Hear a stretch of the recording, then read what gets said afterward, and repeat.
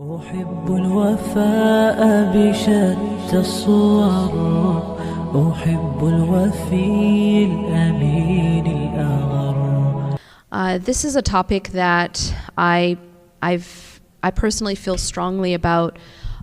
What my life I actually learned quite a bit a few years ago about this topic. I mean, I think growing up, we've always sort of felt that there are some people who are different than us.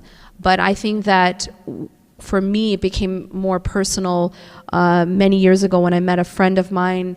At the time, I didn't know her, but she was someone who came up to me in the masjid, and she told me her story. And ever since I learned her story, I've just been friends with her ever since, and it's just been something that's changed the way I've seen a lot of parts of life, really. And usually I like to share her story because her story is very inspirational, but there's something I want to add about her story, and it's something that I hope that it's something that you and I can actually take home and implement. So what she told me that day when she met me was that she, many years ago, had a daughter, and when her daughter was, I think, around 3 or so, she stopped talking. So she was born able to speak and able to do the things that, most children that age are able to do. But then what happened is around the age of 3, she stopped talking, and her teachers didn't know why. They told the parents. She took her to the doctor. And what she found out after some testing is that her daughter had a rare genetic disorder called MPS. And the doctor informed this mother that due to this disorder, her daughter would slowly lose her faculties. So she would lose her ability to do things for herself, her ability to walk, her ability even to sit up, eventually lose the ability to even swallow properly her own saliva. And at this point, when this mother was telling me this, she was telling me that because of the inability to swallow properly, and this is something that just never even crossed my mind as one of the many lists of blessings that we should be grateful for, but our ability to properly swallow our saliva keeps us from choking to death. And we don't always realize this. I mean, how many times a minute do we swallow, but we don't say alhamdulillah like every time. I never even thought about it. But this one blessing that Allah has given us actually is keeping us alive, which is amazing. And she said that because of that inability, she has to suction so that they don't choke. But she said that after she had, a little bit later, she had a second daughter, and they started to see some, I think they may have gotten tested when they were babies, and she found out that the second daughter also had the same genetic disorder of MPS. And then she had a third daughter and found out that her third daughter also had MPS. So now my friend was telling me that she had 3 daughters with MPS. And she's being told that this is what's going to happen to your daughters. There's no cure at this time, and you shouldn't expect your daughter to live even past their teenage years. And imagine a mother hearing this. And then she had a 4th child with severe autism. I've never met anyone with that kind of obviously that kind of strength to be given that kind of challenge and that kind of blessing all in one. And I'll explain how she then dealt with it and what I learned from her. But what really struck me was a few points. And that is, first, she was talking about her life, and in her conversation about her life, she said, quote, "I'm drowning in gratitude." And why that struck me so much is because we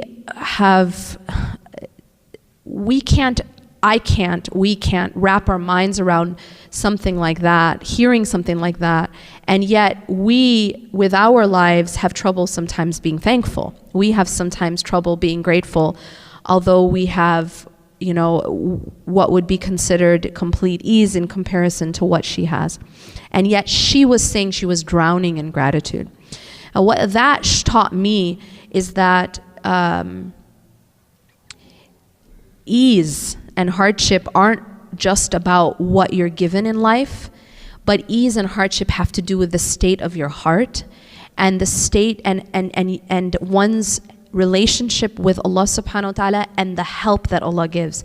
So the powerful lesson I learned from her life, among many, was that if Allah helps you, then you can handle even the greatest storms.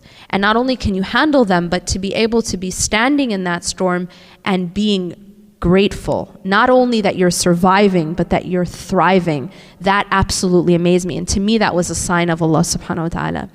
That, as there's a hikmah that says that, there is nothing that is difficult if you seek it through Allah, and there's nothing that is easy if you seek it through yourself. That reality was really shown to me by watching her life. But there's something else that I learned from watching her and from throughout the years that I've learned from her. And that is the absolute, the power of the community to either build these families or to completely cut them down. What I was amazed to discover is there was another woman who was her neighbor at the time who had gone through a terrible tragedy in which she lost her son in a very painful way, and he died in a very painful way through an accident when he was very young. And I was speaking to both of these women, these what I consider giants, and what they both told me, and subhanAllah, I stood there and I listened to both of them tell me the same thing, which is that despite everything that they had gone through and all of their challenges, their greatest pain came from the way the community ostracized them. Their greatest pain, and that blew me away, their greatest pain came from the way the community treated them and the way the community sort of alienated and ostracized them. And I was just amazed, because that is something that you and I can do. That's such an easy test to pass. You see, everybody's given tests, right? Everyone agree? Everybody is given tests. Some people have harder tests than others, but everybody is tested. Now imagine that our test, if we ourselves are not tested in that way, but our test is to support those who are tested in that way. That means your test is easy, right? And for us to fail that test is something that I can't find an excuse. For our only test to be to give compassion and support, because this social support, psychologists have found that it is absolutely invaluable. That the social support, that the effect of social support to help families with special needs children, it can't even be measured. And yet the community failed in that test. And they not only did they not support these families, but they even shunned them. At times did not include them and ostracized them from the community.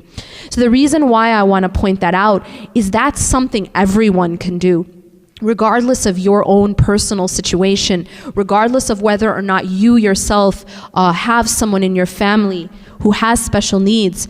But what you can do is you can support those who do. And then finally, I want to wrap up with this, something also that just shook me. When she found out about her children, she shared this story with me. She said that her husband was heartbroken, and she was obviously also. It was a very difficult news to hear, but what her husband said to her at the time was, in his sadness, he said, "I feel like I'm looking at 3 graves." And what she responded was something that I never forget, and something actually her husband would never forget. And even to this day, I went recently to a fundraiser that they had put on for MPS awareness. And he stood up, this was just recently, a few months ago, he stood up and he said, "I learned from my wife." And what he said was that when I said that, she responded and said, "I see 3 doors to Jannah." And that's how she viewed it. And subhanAllah, that's so powerful, because that's exactly right. Allah subhanahu wa ta'ala has a path for each of us, and Allah gives us different opportunities to reach Him. and everyone has a role to play. And I'm saying this because everyone has a role to play. There's a role that she has to play, and there's a role that we as a community have to play for these families. I ask Allah subhanahu wa ta'ala to make it easy for all those who struggle. I ask Allah subhanahu wa ta'ala to make us that one body that she spoke about, where if one side of the body is in pain, the entire body responds. أقول قولي هذا واستغفر الله لي ولكم إنه غفور رحيم. سبحانك اللهم وبحمدك أشهد أن لا إله إلا أنت أستغفرك وأتوب إليك.